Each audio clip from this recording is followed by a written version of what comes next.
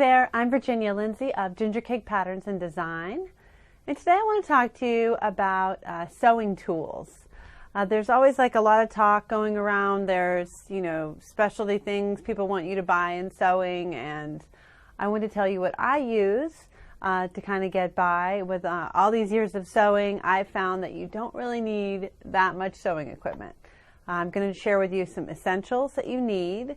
And my goal in sewing is to just make sewing as accessible and simple as possible.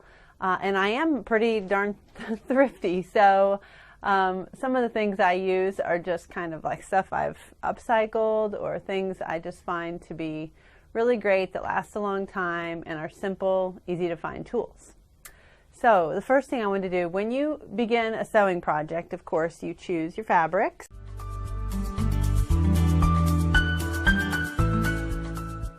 I showed you in this video here how to make pattern weights, and I think that that's a really great way to hold down your pattern pieces. Another way to do it is to use pins.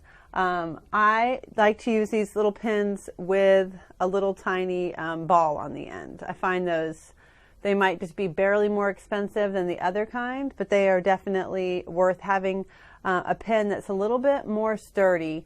With a little ball on the end. You can get these in a variety, in a rainbow of colors. You can go as far as you want, but I just think a basic pin with the ball on the end is perfect. And I buy those kind of in bulk because they seem to kind of disappear. Also, you need a pin cushion. I have a lot of pin cushions because they're really fun to make. And this one is from my book, Sewing to Sell, but I have other pin cushions. I'll share that video up here for you. One of my good pin cushion videos. So you use your pins or your pattern weights to hold your pattern down on your fabric. And then you need to cut out the pattern. And you can either use scissors. These are just some basic scissors that are, they're fabric scissors. You only use them for fabric. They should cost anywhere from $10 to $20. You can go all the way up to like a $30 pair of scissors. But I think that those like $12 scissors are pretty good. And sometimes you can get them on sale and get them for $8. And if that's the case, I would try to get a few pairs and keep them downstairs in your basement, in your sewing area, and make sure nobody uses them to cut paper because that dulls them really quickly. So a nice pair of fabric scissors. You don't have to get top of the line, okay? But I think the key is not letting other things cut them besides fabric.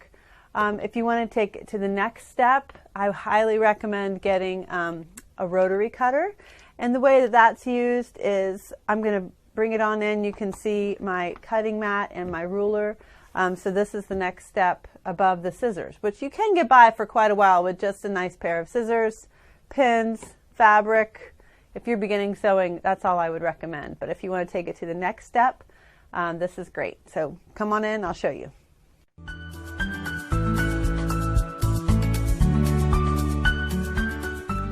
This is my bunny pattern, and you can see you can either use pattern weights to hold it down, as we discussed, or you can use pins or like a combination of both. So then you take your rotary cutter, and you can also buy, so this could cost anywhere, this costs about $10 to $15, this cutter, and it usually comes with a few blades. But the thing is, you have to replace the blades. I don't replace, like if you're doing tons of sewing, especially maybe clothing, garment sewing, you would have to replace that fairly regularly, maybe once a month or so. And those cost about $5 or $6 a piece. But they make sewing so much faster. You just cut right along and then cut up along there. And as you can see, this one needs to be replaced. So it would cut a lot better if it didn't need to be replaced. But you can see how quick and easy that is. And the other thing you need, if you buy one of these, you can't just cut it on any surface. You then have to buy one of these big mats. And I would go with as big a size as you can get. My first one I bought was an 18 by 24 size. And that lasted me a couple years. But then I went ahead and got this 24 by 36 size. And it's much better if you're going to be sewing more. Because you can cut all you want on here, and then it's called the self-healing mat, so it doesn't affect the cutting. Then the final thing you need for this kind of a mat situation is and this can cost kind of a lot. I mean, it might cost $20 or so. I can't remember what I spent on all these things, but I'm going to put some prices down below. Then you want to get a plexiglass ruler, and this makes for really great and easy cutting. You kind of combine it with your cutter here. I'm just going to show you real quick. This piece of fabric should be ironed, but so you want to, you can measure. Say you need a piece that's a certain size, you can measure and then like that, and you have it cut just like you need it to be. So you can use this to kind of create your own pattern pieces, not have to do all that printing out, especially if it's just some square pieces, which a lot of my patterns, like my crayon folio and different patterns, they all just use square pieces, and people can print them out, or you can just go by the measurements. If you don't want to deal with all that printing and the extra paper, you can just use these two, the self-healing mat, which has a measuring grid, and then also the plexiglass ruler. So I would really recommend those.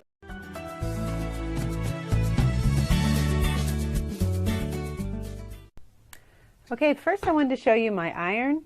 I do not really get a fancy iron at all. I just use this Black & Decker one from Walmart, and it works totally fine. You can get a really fancy iron for sewing. I mean, I've never used a really fancy one. I just always use this same. I mean, I usually just get these kind of, I don't get the cheapest, like maybe a $30, $40 iron, and then I just use it until I'm done with it.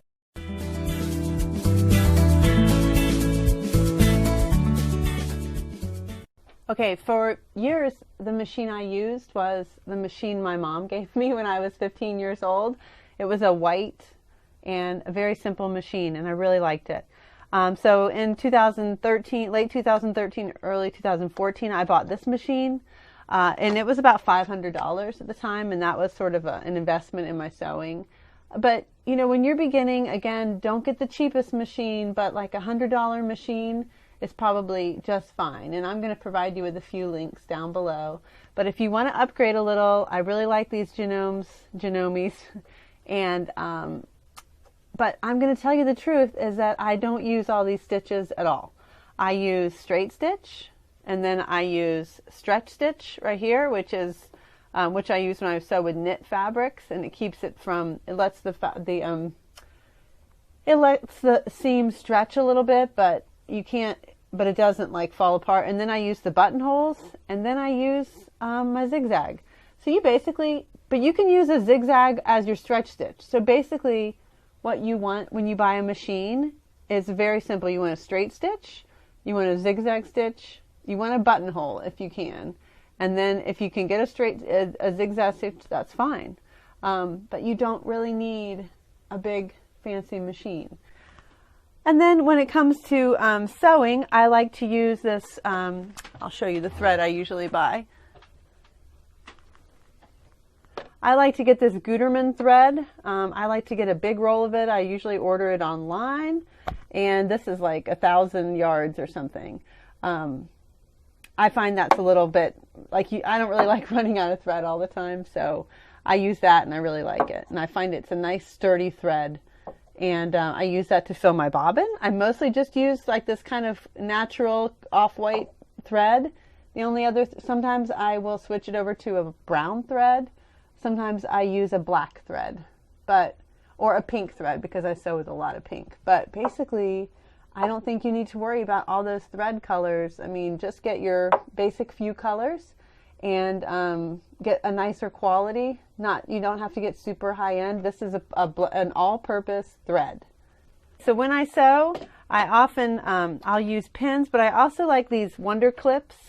Actually, these are called Evergreen Art Clips. They're about the same as Wonder Clips, but they hold things together really nice. And as you sew, you kind of take them away. They're a little easier than pins because they don't distort your fabric. So if you want to make, pins work just fine, but if you want to make a little investment, you can use these Wonder Clips, and they hold things together really great. So I really like them. Again, I almost always have a another pin cushion by my machine with my little pins to hold it, and I always have a second pair of scissors. A lot of people like, and I have a thread cutter on this machine, meaning when I sew, after I sew, I can just clip my threads off like that. But a lot of people like to keep a little pair of thread clippers next to their machine, and that's also nice too for convenience. Okay, I'm just going to take you back over and show you a last few tools that I really like to use.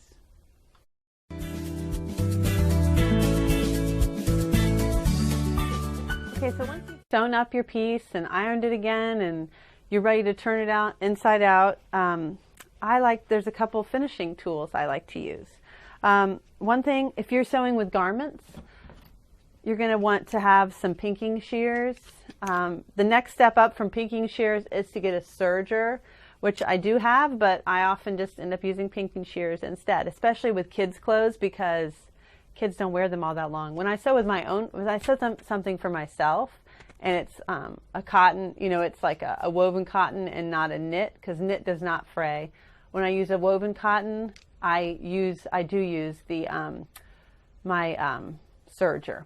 I have a lot of chopsticks around. That's my favorite tool for a variety of things, especially poking out corners. Like this is one of my crayon holders right here, and I've gotten it kind of tight in here. But when you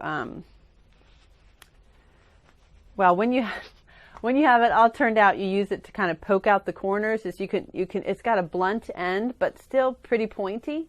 So you can kind of push and make sure you get the kind that has kind of a pointy end.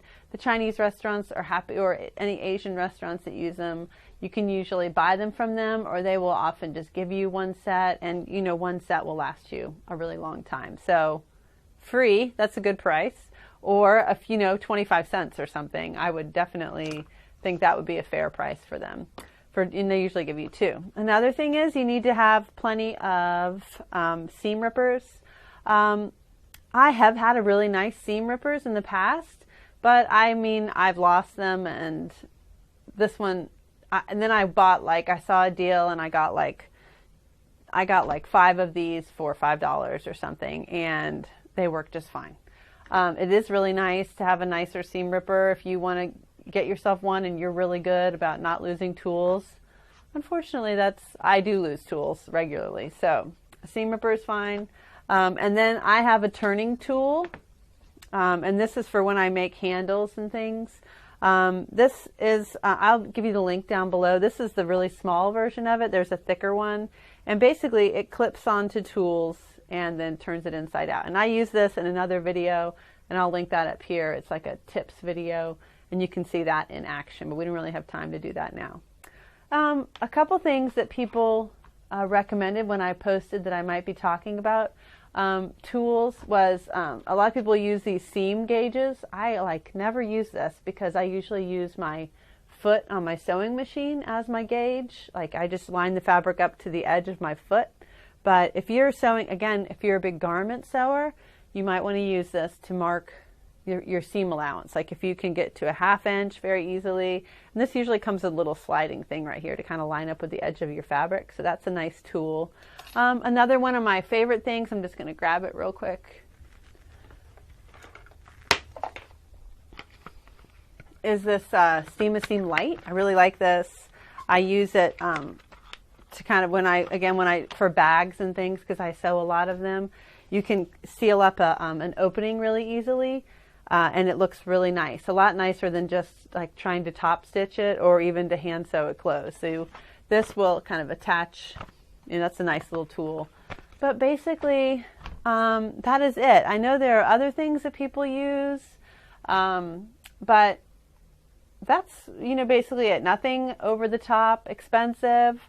I like to keep it simple, just have your basic tools. Sewing is an age-old craft, and people have made do forever with what they have. And I think, a good iron, some good scissors, a nice machine, doesn't have to be super fancy, some pins and a pin cushion, you can get pretty far with your sewing projects with those basic things. So please leave me some comments and tell me your thoughts about sewing tools. I'd love to hear some things that you like to use that I'm missing or that you also find invaluable. and then we can continue this discussion down there. Thanks a lot for watching. See you guys next time.